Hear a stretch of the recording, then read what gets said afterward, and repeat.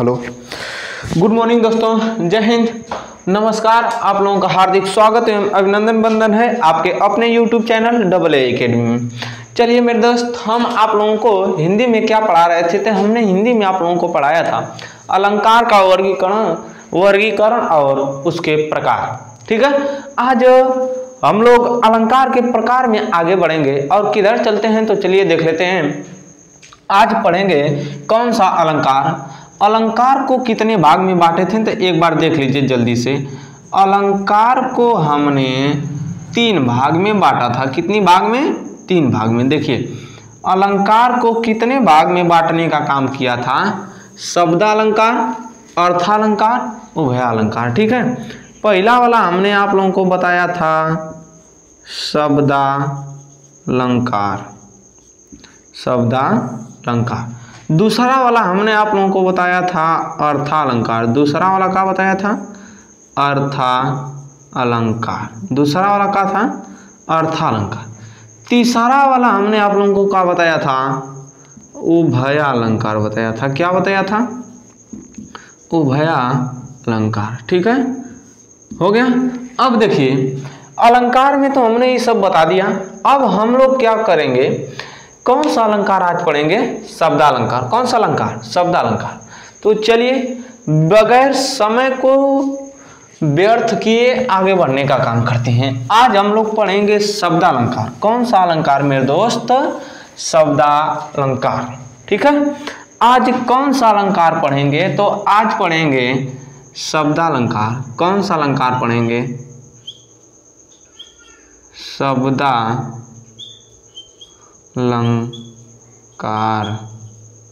आज पढ़ेंगे शब्दालंकार। ठीक है, चलिए देखते हैं।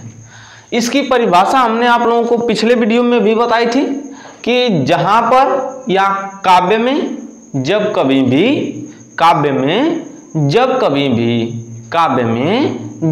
भी क्या चमत्कार उत्पन्न हो जाए, किसके द्वारा? शब्दों के द्वारा, तो वहां पर शब्दालंकार होता है। या जब कभी भी काव्य में शब्दों के द्वारा चमत्कार उत्पन्न हो जाए या विशेषता बतलाई जाए, वहां पर शब्दालंकार होता है। कौन सा अलंकार होता है? तो शब्दालंकार होता है। ठीक है, शब्द का मतलब क्या? तो अच्छे अच्छे शब्द को चुनिए। अच्छे अच्छे शब्द को चुनेंगे तो वहां पर क्या होगा? शब्दालंकार होगा। जैसे क्या बनेगा आपको? जैसे क्या, तो कुछ भी रख सकते हैं। मुख मयंक सम मंजू मनोहर। ठीक है, देखिए इसकी परिभाषा होगी कि जहां पर वाक्य में या काव्य में जहां पर शब्दों के द्वारा चमत्कार उत्पन्न हो जाए या काव्य में जहां पर शब्दों के द्वारा शोभा बढ़ाई जाए, वहां पर शब्दालंकार होता है। कौन सा अलंकार होता है? शब्दालंकार। शब्दालंकार में उदाहरण मिला था। शब्दालंकार में मैंने आप लोगों को उदाहरण बताया, पिछले वीडियो में बताया कि नहीं बताया, इसमें बता देता हूं। देखिए मैंने इसमें उदाहरण क्या बताया था, तो उदाहरण आप लोगों को फिर बता रहे हैं। उदाहरण जैसे मुख मयंक सम मंजू मनोहर। देखिए मुख मयंक सम मंजू, मुख मयंक सम मंजू मनोहर। देखिए यहाँ पर हम बताए हैं क्या शब्दालंकार की परिभाषा की जहां पर वाक्य में या काव्य में शब्दों के द्वारा चमत्कार उत्पन्न हो जाए या विशेषता बतलाई जाए, वहां पर क्या होगा? वहां पर क्या होगा? शब्दालंकार होगा। तो देखिए यह भी शब्द है, मुख भी शब्द है, मयंक भी शब्द है, सम भी शब्द है, मंजू भी शब्द है, मनोहर भी शब्द है। तो जहां पर काव्य में या वाक्य में, जहां पर काव्य में या वाक्य में या पद्य में किसकी शोभा बढ़ाई जाए? किसके द्वारा? तो वाक्य के द्वारा नहीं, किसके द्वारा? शब्दों के द्वारा। किसके द्वारा? शब्दों के द्वारा क्या उत्पन्न किया जाए? चमत्कार उत्पन्न किया जाए। क्या उत्पन्न किया जाए? चमत्कार उत्पन्न किया जाए या विशेषता बतलाई जाए। क्या बतलाई जाए? चमत्कार उत्पन्न किया जाए या विशेषता बतलाई जाए, वहां पर कौन सा अलंकार होगा? शब्दालंकार। तो ये सब देखिए सभी शब्द हैं मेरे दोस्त, यही सब विशेषता बतला रहे हैं या इस वाक्य में या पंक्ति में चमत्कार उत्पन्न कर रहे हैं। मुख मयंक सम मंजू मनोहर, यदि अच्छे अच्छे शब्दों को हम ढूंढ कर नहीं रखते तो का इसकी शोभा बढ़ पाती, इस काव्य की या पद्य की तो नहीं बढ़ पाती। ठीक है, तो जहां पर काव्य में या पद्य में शब्दों के द्वारा चमत्कार उत्पन्न हो वहां पर शब्दालंकार होता है। वहां पर कौन सा अलंकार होता है? शब्दालंकार होता है। चलिए आगे देख लेते हैं शब्दालंकार के प्रकार। ठीक है, शब्दालंकार को कितने भाग में बांटा गया था? पिछली वाले क्लास में हमने आप लोगों को बताया था, याद करिए। शब्दालंकार को 3 भाग में बांटा गया था। कितने भाग में? 3 भाग। ठीक है, शब्दालंकार को 3 भागों में बांटा गया था। देखिए पहला वाला आपको हमने बताया था अनुप्रास अलंकार। पहला वाला क्या था? अनुप्रास अलंकार। पहला वाला हमने क्या बताया था आप लोगों को? अनुप्रास अलंकार। दूसरा वाला हमने क्या बताया था? यमक अलंकार। दूसरा वाला क्या बताया था? यमक अलंकार। दूसरा वाला यमक। पहला वाला हमने बताया था अनुप्रास, दूसरा वाला यमक। तीसरा वाला हमने आप लोगों को क्या बताया था? तो तीसरा वाला हमने आप लोगों को बताया था श्लेष अलंकार। तीसरा वाला क्या बताया था? श्लेष अलंकार। तीसरा वाला बताया था श्लेष अलंकार। ठीक है, तीनों की परिभाषा शॉर्टकट में सुनिए, फिर इसके बाद एक एक करके पढ़ाएंगे। समझिए, जिस अलंकार में या जहां पर काव्य में या जिस अलंकार या जिस पद्य में एक ही वर्ण की आवृत्ति, किसकी? एक ही वर्ण की आवृत्ति, एक ही वर्ण की आवृत्ति बार बार होवे। एक ही वर्ण की आवृत्ति का हो? बार बार हो। वहां पर कौन सा अलंकार? अनुप्रास अलंकार। एक ही वर्ण की आवृत्ति बार बार होगी। क्या होगी? बार बार। एक ही वर्ण की आवृत्ति का होगी बार बार। लेकिन यमक क्या कहता है कि जहां पर एक ही शब्द की आवृत्ति, एक ही शब्द की आवृत्ति बार बार हुए। यहां पर कहता है कि एक ही शब्द की आवृत्ति बार बार हो, लेकिन एगो शर्त रख दिया। क्या रख दिया? एक ही शब्द की आवृत्ति बार बार हो, लेकिन अर्थवा बबुआ अलग अलग होना चाहिए। क्या होना चाहिए? अर्थ अलग अलग हो। ठीक है, शॉर्टकट में परिभाषा सुनिए, फिर अगले वीडियो में बता देंगे पूरे के अलग अलग हो। लेकिन श्लेष क्या कहता है? श्लेष कहता है, श्लेष और ही बड़ी शर्त रखा, कहा कि बबुआ एक शब्दवा आओ, एक ही शब्द आएगा, एक ही शब्द रहेगा। शब्द का रहेगा एक ही, परंतु ये बड़ा अर्थ रखने के लिए कहा कि परंतु अर्थ एक ही हो, लेकिन अर्थवा का हो जाएगा? अर्थ अनेक हो। ई कह दिया कि शब्द तुम एक ही रखो। देखिए शब्द का होना चाहिए, ई कह दिया, श्लेष कह दिया कि शब्द एक ही रखो, लेकिन अर्थवा उसका क्या कर दो? अनेक हो। अर्थ को क्या कर दो? अनेक कर दो।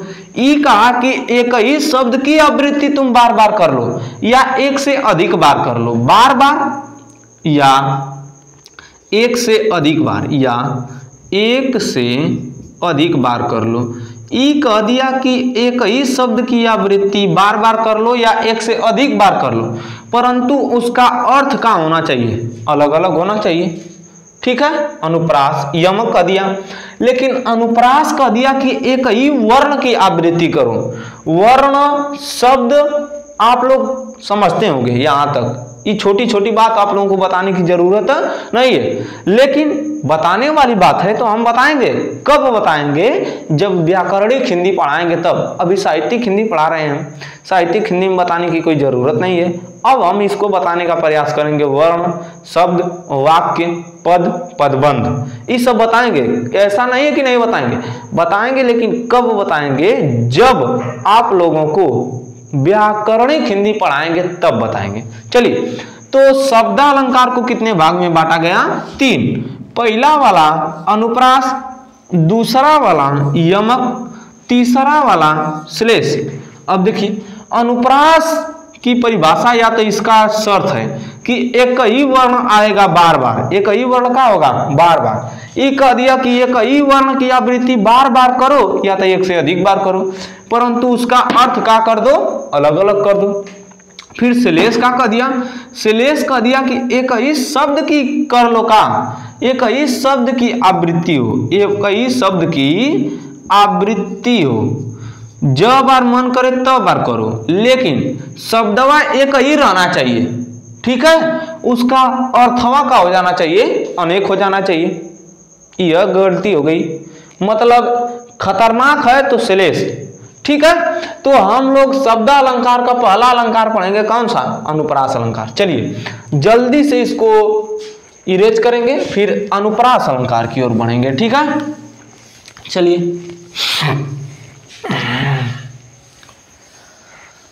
अनुप्रास अलंकार, उसकी परिभाषा देखेंगे, लक्षण देखेंगे, स्पष्टीकरण देखेंगे। ठीक है, अलंकार है आपका अनुप्रास, अनुप्रास अलंकार। अलंकार में आपको मिलेगा अनुप्रास अलंकार। पहला वाला है, आपको मिलेगा अनुप्रास अलंकार। इसका परिभाषा देख लेते हैं। अनुप्रास अलंकार की परिभाषा, इसकी परिभाषा क्या है इसको देखिए। इसकी परिभाषा क्या है देखिए, जहां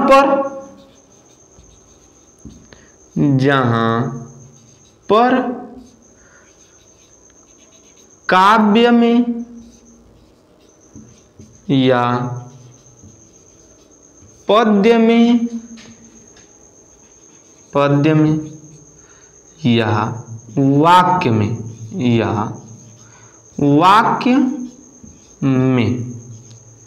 एक ही वर्ण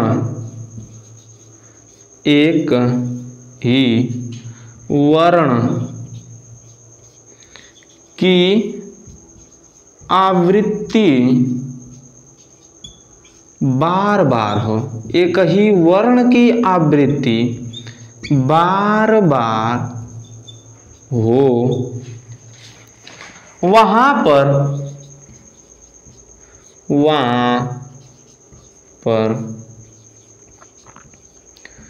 अनुप्रास अलंकार, वहां पर अनुप्रास अलंकार होता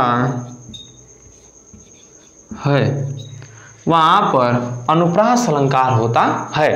अनुप्रास अलंकार की परिभाषा सुनिए। ई बबुआ कहता है का मेरे दोस्त, ई कहता है ना कि एक वर्णवा की तू बार बार कर ले, मतलब ही कि यदि क लिख रहे हो, ये कहता है कि यदि कौआ लिखत हुए तो मारे कौआ लिख, या तो ख लिखत हुए तो मारे ख लिख, ग लिखत हुए तो मारे ग लिख, चाहे तो तीनों के लिख मारे, या तो कुछ हो ज लिखिए या झ लिखिए या ट लिखिए या ड लिखिए, कुछ भी लिखिए, बहुत बार लिखो, या तो कुलहीन के साथ में लिखो लेकिन बहुत बार लिखो।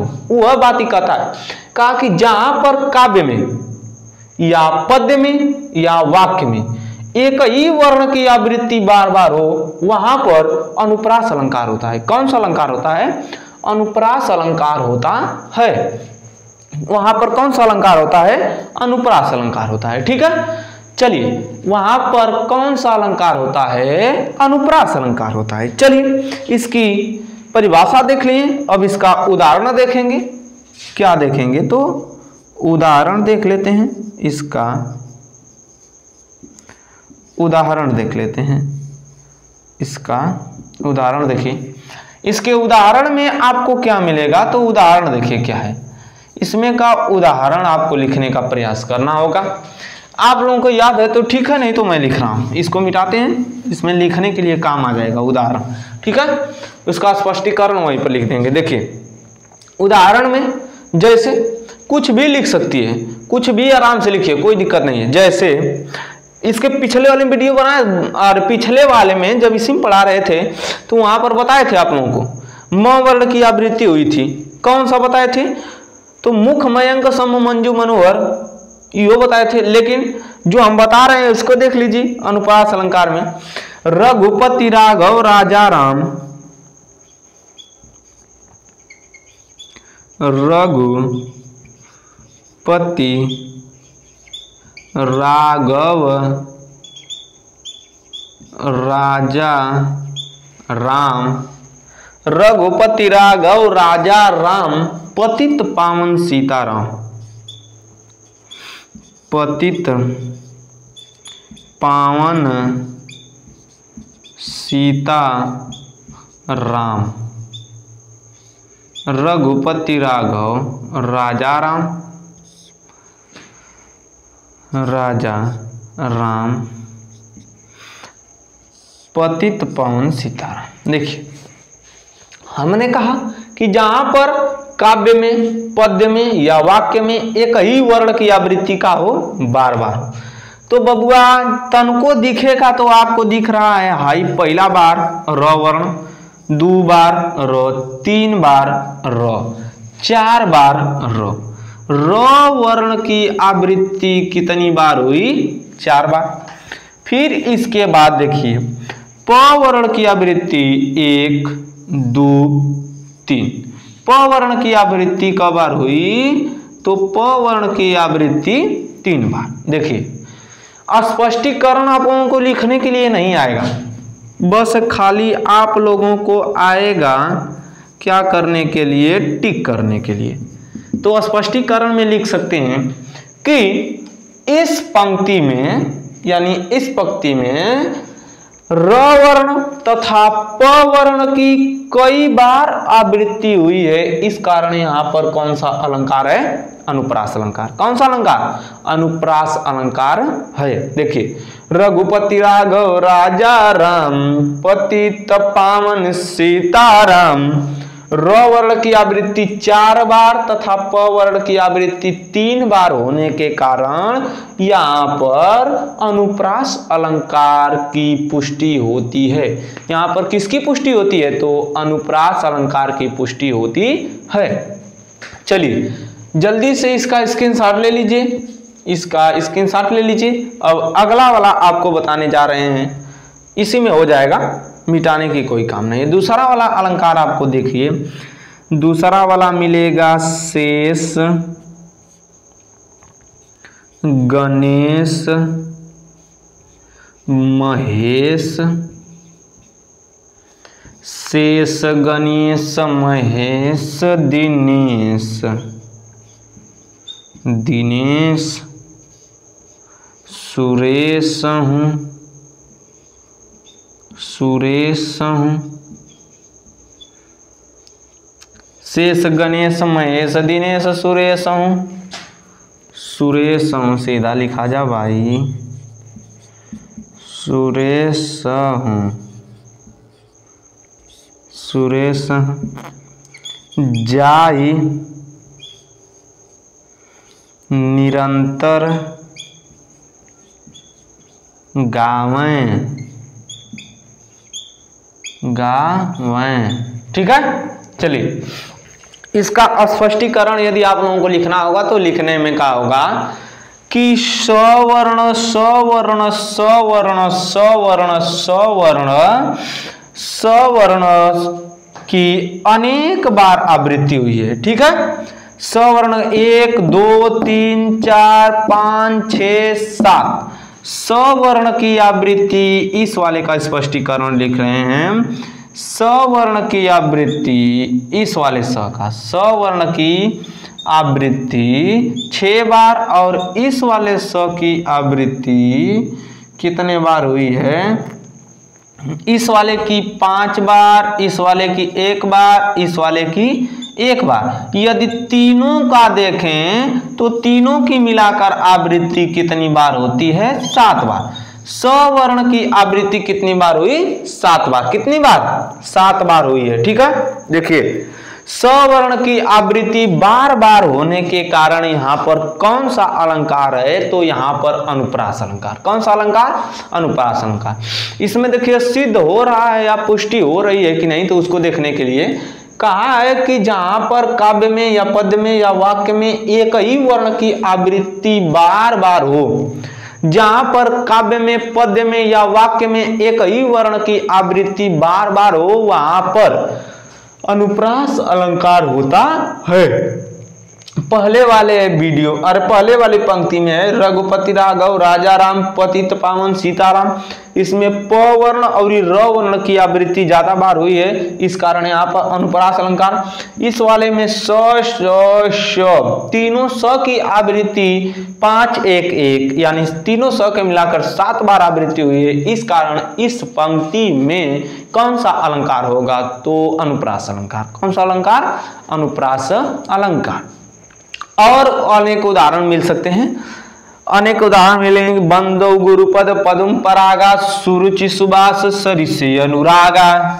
ठीक है, इसको यदि लिखना है तो लिख सकते हैं कि बंदो, चलिए इसको हम लिख रहे हैं, इसमें आप लोग बताइएगा कैसे है, किस किस वर्ण की आवृत्ति ज्यादा बार हो रही है। ठीक है, इसमें मिल सकता है आपको बंदो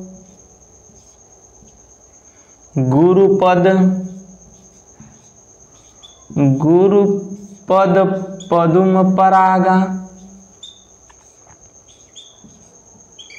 बंदौ गुरुपद पदुम परागा सुरुचि, बंदौ गुरुपद पदुम परागा सुरुचि सुबास सुबास सरिस अनुरागा सरिस अनुरागा। इसमें आप लोगों को क्या करना है? चेक करना है कि कौन कौन सा वर्ण ज्यादा बार आया है कि इसमें अनुप्रास अलंकार है, पुष्टि करना है। ठीक है, चलिए अब पढ़ लेते हैं अनुप्रास अलंकार के प्रकार। अनुप्रास अलंकार के प्रकार। अनुप्रास अलंकार के प्रकार। अनुप्रास अलंकार के प्रकार। ठीक है, अनुप्रास अलंकार के प्रकार में हमने आप लोगों को कितना भाग बताया था? तो 5 भाग। कितना भाग? 5 भाग बताया था। इसके लिए हमने आप लोगों को एक टिक दिया था, उस टिक का नाम है छवि लाश्रु। ट्रिक दिया था छवि लाश्रु। देखिए पहला वाला छेकानुप्रास, पहला वाला छेकानुप्रास, पहला वाला छेकानुप्रास। दूसरा वाला, पहला वाला छेकानुप्रास, दूसरा वाला वृत्त्यानुप्रास, दूसरा वाला वृत्त्यानुप्रास। तीसरा वाला लटानुप्रास, तीसरा वाला लटानुप्रास। चौथा वाला अंत्यानुप्रास, चौथा वाला अंत्यानुप्रास। पांचवा वाला श्रित्यानुप्रास, श्रित्यानुप्रास। पांचवा वाला क्या है? श्रित्यानुप्रास। अनुप्रास अलंकार के प्रकार कितना है? 5। पहला वाला छेकानुप्रास, दूसरा वाला वृत्तानुप्रास, तीसरा वाला लटानुप्रास, चौथा वाला अंत्यानुप्रास, पांचवा वाला श्रित्यानुप्रास। ठीक है, आशा करता हूं कि आप लोगों को जो ट्रिक बताया 6 से छेकानुप्रास, वी से वृत्तानुप्रास, ल से लटानुप्रास, इसमें आ की मात्रा है या अ की मात्रा है, अ प्लस अ बराबर आ, तो अंत्यानुप्रास, सी से श्रित्यानुप्रास, 5 को मिल गया। अब देखिए इसमें पहला वाला अलंकार है छेकानुप्रास। मिलेंगे अगले वीडियो में, समय होने वाला है मेरे दोस्त, अगले दिन मिलेंगे अगले वीडियो में। तब तक के लिए धन्यवाद, जाने की आज्ञा दीजिए। आपका दिन शुभ हो। जय हिंद।